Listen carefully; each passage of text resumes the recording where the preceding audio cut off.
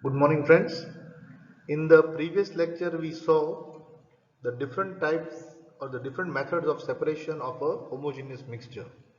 When the liquids are immiscible, when they are miscible, when two components have a different boiling point, when they have got different densities, when they have got different rate of adsorption. So based on these different properties, we have discussed the modes of separation in the previous lecture. So that was all about mixtures. Heterogeneous mixtures are separated by hand picking, winnowing, magnetic separation, filtration, etc. And we saw the other methods also: centrifugation, uh, then chromatography, distillation, fractional distillation, evaporation, and so on. So since we are done with mixtures, which were the impure substances, now we'll move towards the pure substances. So which are the pure substances? We did in the previous lectures. The pure substances are the elements and the compounds. But before we go there, we try to understand the physical properties and physical changes. So what are physical properties of any matter? The physical properties are color, hardness, rigidity. So you notice color and hardness. Notice rigidity means being hard or soft. Fluidity means the tendency to flow.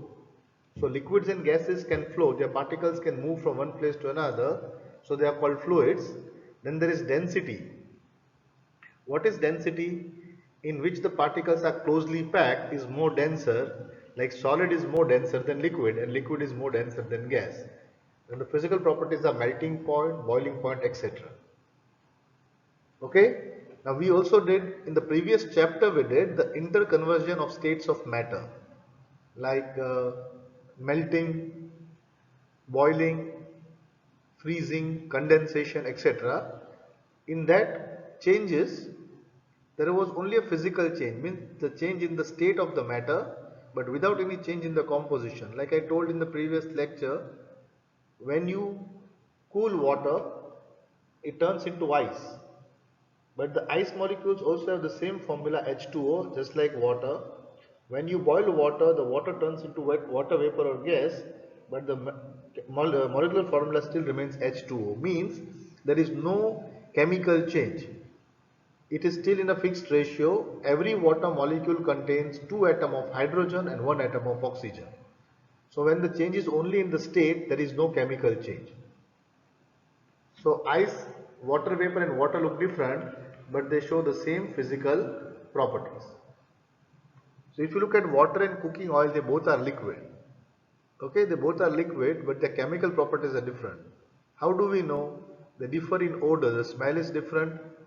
Water is not flammable, while oil is flammable.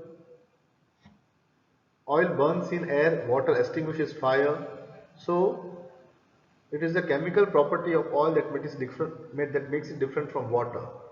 So burning is a chemical change. So when there is a chemical change, what happens? Chemical change, the chemical properties of the material change totally, and we get new substances. So when there is a physical change, we do not get any new substances. When there is a chemical change, we get a new substances.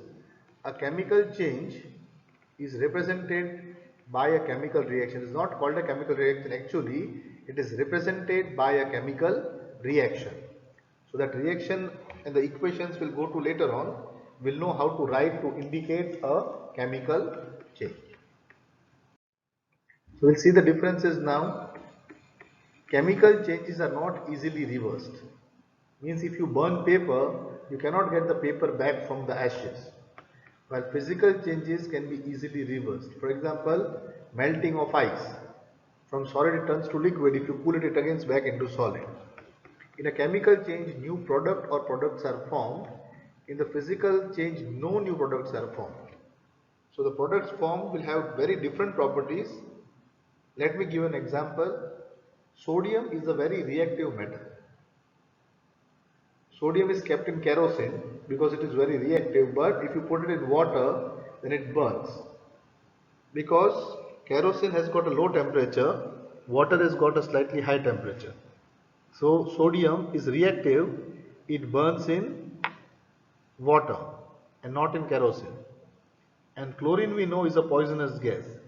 When in high amount, then chlorine is a poisonous gas. But when sodium and chlorine react, then what is formed?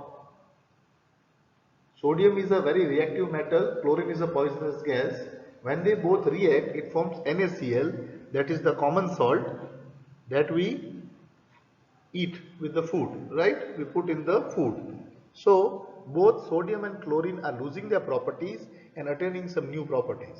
So sodium is a reactive metal, chlorine is a poisonous gas, but when they react they make some things which have both lost their properties and we get new properties, and common salt is edible. Same, hydrogen is a combustible gas and oxygen is a supporter of combustion. Nothing burns without oxygen.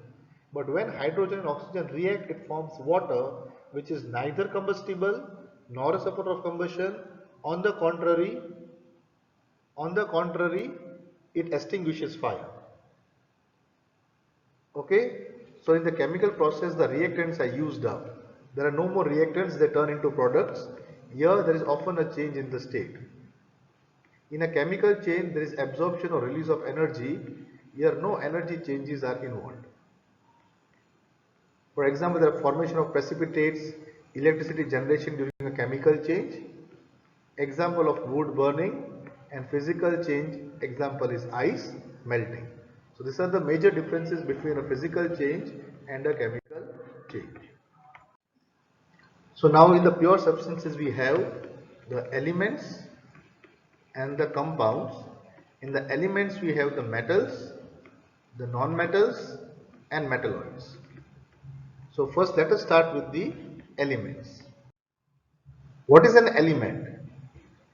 An element is a basic form of matter. It's the basic form of any matter which cannot be broken down into simple substances by any physical or chemical means. Means an element is made up of the same type of atoms. So even if you break it further, it still remains the same. For example, if you take iron. So iron contains only one type of atoms, that are the iron atoms. Now if you make smaller pieces of iron, they still contain the same kind of atoms. So it is a basic form of matter and it cannot be made any more simpler. Now for the information's sake, the number of elements known at present are more than 100. 92 elements are naturally occurring and the rest are man-made. So there are artificial elements also. Majority of the elements are solid. Most of them are solid. 11 elements are in gaseous state at room temperature. So you know almost more of them. There is hydrogen, oxygen, chlorine, nitrogen. So these are the gases that we already know. And there are only two liquids at room temperature, that is mercury and bromine. These are the two elements which are liquids at room temperature. Now gallium and cesium become liquid at a temperature above 300 Kelvin. So at room temperature means where we consider around 27 degrees Celsius room temperature, gallium and cesium are solids. But above 303 Kelvin, that is around 30 degrees Celsius, they become liquids. So this is so what is the element again? It is a basic form of matter which cannot be broken down into simpler substances by physical or chemical means. So you have to understand an element is a pure substance which is made up of only one type of atoms. Copper is made up of copper atoms. All the atoms of copper will have the same properties. Iron is made up of iron atoms, hydrogen is made up of hydrogen atoms, chlorine is made up of chlorine atoms, and so on. These are all elements. Now what are the characters of elements? Just like I said, they are made up of only a single type of atoms. There is no other impurity. It is pure and a homogeneous substance. Means homogeneous against the word property same throughout the bulk. Now since there are no impurities and it is a very pure element, it has a fixed melting and boiling point. Now remember, when the element gets impurities, the properties may change. So the properties change when there are impurities. If there are no impurities, then the melting and boiling point will always remain fixed. So mixtures do not usually have a fixed melting and boiling point, but elements have a fixed melting and boiling point. Now what is an atom? The definition is, an atom is the smallest particle of an element which takes part in a chemical reaction. Okay, or you can even say the atom is the smallest particle of the element having the properties of the element. For example, if you look at iron, then iron is attracted by a magnet. Now you make iron very small up to the molecular stage and you see under a microscope. But even when you observe under a microscope, if a magnet is taken near, that magnetic particles, the magnetic ion atoms will be still attracted by the magnet. So they do not lose their properties. An element may chemically react with other elements or compounds. So there are elements which chemically react, but not all of them naturally react. Means they do not react on their own. Sometimes we have to provide sufficient conditions for them to react. An element can be in the solid, liquid or gaseous state, but now we have got two more states of elements. That is the plasma, that is a superheated gas, and the Bose-Einstein condensate, which is at a very low temperature. So mostly we know elements as a solid, liquid or gas, but now there are two more types, the plasma, the superheated gas, and the Bose-Einstein condensate. There is a difference shown here, the difference between the metals, non-metals and the metalloids. So we talked that the pure substances elements, the 100 elements that we know of so now, can be classified into metals, non-metals. So what we did, we know solid, liquid and gas is the state of matter, but based on the properties they are metals, non-metals and metalloids. Metals have a luster, means a sort of shining thing. Iron, aluminium, gold, silver, they all have got a shining luster. Non-metals do not have luster. Metals are good conductors of heat and electricity. These are usually bad conductors of heat and electricity, the non-metals. They are malleable and ductile. What does malleable mean? You can beat it into a sheet. Means the iron can be made into sheets, and ductile means it can be made into wires. So the wires on which we hang our clothes are iron wires. We can have zinc wires. You can have a plate of gold because gold is malleable. You can have long thin wires of gold because gold is ductile also. So what can be beaten into a sheet is malleable. What can be drawn into long wires is ductile. Non-metals are neither malleable nor ductile. Metals contain only one kind of atoms. They are monoatomic, means sodium has only a sodium atom. Gold has gold atom. Copper has copper atom. But this non-metals are usually solid, liquids and gases and may be monoatomic or diatomic. For example, hydrogen gas is written as H2. Why it is done like that? Because hydrogen is unstable as an atom because the shells are not complete. So two hydrogen atoms combine to form a molecule which is stable. That becomes H2. Same we have O2, we have Cl2, we have N2, that is chlorine, nitrogen, oxygen, in which case two atoms combine to form a molecule and become stable. So non-metals can be monoatomic or diatomic. Examples of metals are iron, copper, sodium, calcium. Examples of non-metal are carbon, silicon, phosphorus, etc. Now we see some exceptions. Zinc is a metal but is non-malleable and non-ductile, means cannot be beaten into sheet or cannot be drawn into wires. So this zinc does not match the physical properties of metals, but zinc has got the chemical properties of metal, which we'll see later on. Second, all metals are mostly solid, but except mercury, which is a liquid at room temperature. All metals are good conductor of electricity except tungsten. Tungsten is a poor conductor of electricity, and all metals are generally hard, but sodium and potassium are soft, can be easily cut with a knife. Non-metals, the liquid state is bromine, gas is hydrogen and chlorine. Exception is carbon. Carbon fiber is ductile, means can be made into a wire, but it is not malleable. Non-metals are usually bad conductors of heat and electricity, but graphite is a good conductor of electricity. Non-metals are usually non-lustrous, but iodine and graphite are lustrous. Metals are also sonorous, means it produces a metallic sound. Non-metals are non-sonorous. So these are the metals and non-metals general properties, physical properties. We will see why zinc we put in the metals even though it is non-malleable and non-ductile. That is based on the chemical properties. Now, since we learned metals and non-metals, we have something called metalloids or semi-metals whose properties are midway between metals and non-metals. Now, what does it mean? Can an element be a metal and a non-metal at the same time? No. Actually, it doesn't happen at the same time. There are some elements which at certain temperatures act as metals and at certain temperatures they act as non-metals. So they are called metalloids, properties between metals and non-metals, but remember they don't have the metallic and non-metallic properties at the same time. At certain temperatures they behave as metals and certain temperatures they behave as non-metals. So this is the differences, kindly go through them and learn them.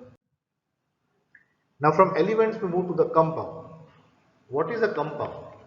A compound is also a pure substance, but it is composed of two or more elements combined chemically. What does combined chemically mean? Both the two or more elements, but combined chemically means they will lose their original properties and attain new properties. I give you the example of H2O water and NaCl. I repeat, hydrogen is combustible, oxygen is a supporter of combustion, but when they chemically react to form water, it is neither combustible nor a supporter of combustion. On the contrary, it extinguishes the fire. Sodium is a reactive metal, chlorine is a poisonous gas, but when they react chemically, it forms NaCl, which is the common salt we use in the food. So they combine chemically and in a fixed proportion by mass. So wherever in the world you go or in the universe, you will always find water as H2O.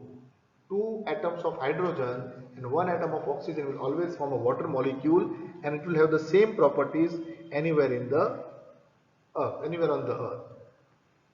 So we saw that the properties of compound are different from the properties of the constituent elements. Like I give the example H2O.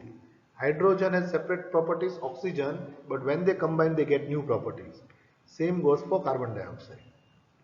Now you can see the smallest part of a compound is called a molecule. The smallest part of an element is called an atom, but the smallest part of a compound is called a molecule. And all the molecules are alike, all the molecules are same. They have the properties similar to that of the compound. So if you look here, then this is a molecule.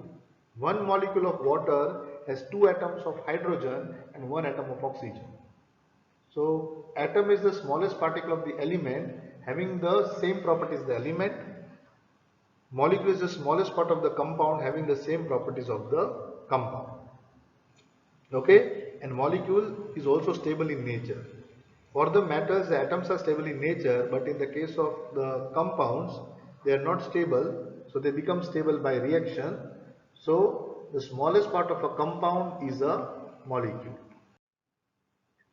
There are picture given here. See how water is formed. There is one atom of oxygen combined to two atoms of hydrogen. Iron sulfide has got one atom of iron and one atom of sulfur. So when iron and sulfur chemically react to form a compound, iron loses its properties and sulfur also loses its properties.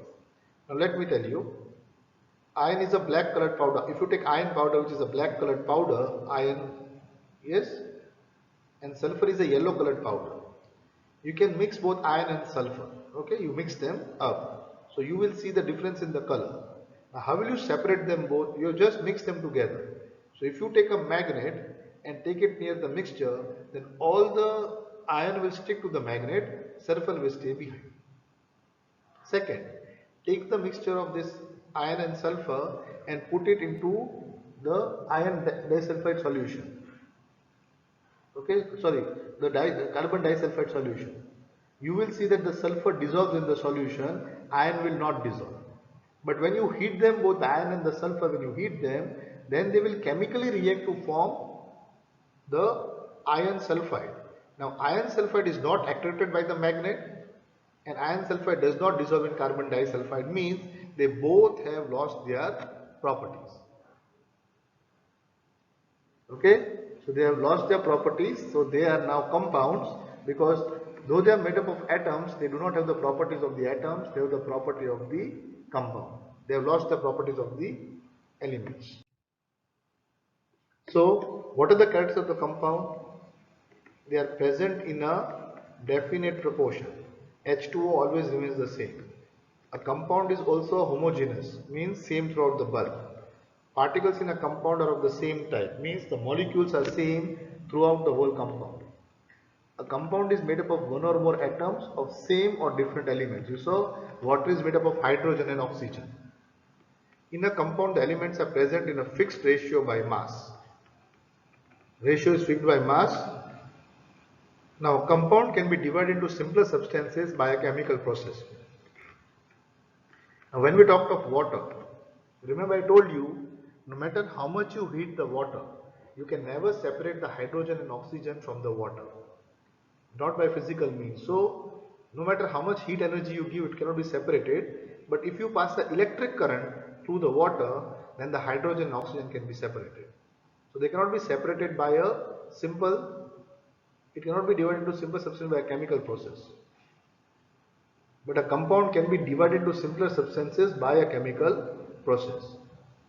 So if you undergo a chemical process, then you can separate the substances. And last I told you, the physical and chemical properties of a compound are different from the elements from which it is formed. So these are the characteristics of the compound. Let us see the difference between mixtures and compounds. When elements of compounds are mixed and no new substance is formed, it is called a mixture. But in a compound, substances react together and form a new substance. Here the elements do not combine in a fixed ratio. Here the elements combine in a fixed ratio according to their masses. So the ratio always remains fixed. A mixture shows the properties of its components. A mixture will show the properties of its component, means iron and sulfur will have their own properties. Iron sulfide, the compound doesn't show the properties of the component elements. In the mixture, there is no absorption of release or energy. There is no absorption or release of energy. In compounds, here, energy changes are inward. There is a change in the energy level. Here they can be separated by a mechanical method. Here they cannot be separated by simple mechanical method, means winnowing, filtration and all cannot be used here. Here only chemical methods have to be used. Example is mixture of iron and sulfur, like I told you, and here iron and sulfur react to form iron disulfide. So when they form iron disulfide, iron and sulfur both lose their properties. So compound is formed in two ways, law of constant proportion. When a compound is formed, two or more elements combine in a fixed ratio. Look at hydrogen H2O. It is in which ratio of the proportion? 1:8. That is the mass also. How do we know? The atomic weight of hydrogen is 1. But since there are two hydrogen atoms here, we will have the weight of hydrogen as 2. And the atomic mass of oxygen is 16. So if you take the ratio of 2:16, what will you get? 1:8. So H2 has got a fixed ratio according to the masses. Hydrogen has got atomic mass 1. So here there are two hydrogen atoms, so the atomic mass becomes 2. The mass of oxygen is 16, so we get the ratio 2:16 or 1:8. That is the law of conservation of mass. And remember, mass can neither be created or not destroyed in a chemical reaction. Whenever there is a chemical reaction, no mass is added or no mass is removed. The total mass of the elements and the total mass of the compound will remain the same. So this is done with the compound also. Now we just see, like I told you, all the matter around us is a solid, liquid, gas, plasma or bosons and condensate. That is the physical composition. When you look at the chemical composition, we have pure substances like elements and compounds. For mixtures, we have got homogeneous mixtures and heterogeneous mixtures. Okay? Heterogeneous mixtures are separated by winnowing, magnetic separation, hand picking, filtration and so on. While heterogeneous substances, sorry, homogeneous ones are separated by evaporation, distillation, we learned this, chromatography, centrifugation, differential extraction, crystallization, sedimentary and decantation is also, it is for, sedimentation and decantation is for the heterogeneous mixtures. So there are two types, heterogeneous and homogeneous. So these are the methods of separation which we did in the previous lecture. So you see the matter is solid, liquid and gas, pure substances and mixtures. Pure substances, the elements cannot be broken down. We just did this. This is just for the revision sake, a short summary to help you understand the lesson. Okay, so we are done with this chapter, but now we have to move to the question answers. Yes, so if you understood the lesson, you can try solving the question answers on your own. So what have we done in the lesson? We have seen, is the matter around us really pure? So there is pure matter around us in form of elements and compounds, but there is also mixtures which are not pure substances. So mixtures can be separated by physical means, but depending upon the type of mixtures, the method of separations are totally different. So kindly now go through the lesson. The lesson is quite big with so many terms involved here. Compounds, elements, mixtures, heterogeneous mixtures, homogeneous mixtures, then the type of separation. So there are so many terms involved here and you have to know each and every term in proper detail. So you'll have to learn it, so you'll have to take the whole lesson and go through it 2 or 3 times, understand each and every word, what are elements, compounds, homogeneous mixtures, heterogeneous mixtures, pure substances, atoms, molecules. There are a lot of definition in the chapter, so you are requested to kindly go through all the lectures again and try to understand them, because we have finished the chapter in 4 lectures almost. The chapter is done, but you will not get it so easily. You will have to repeat the videos a few times, understand in detail, and in case of any doubts you can always send me your doubts. So we'll end here. Thank you.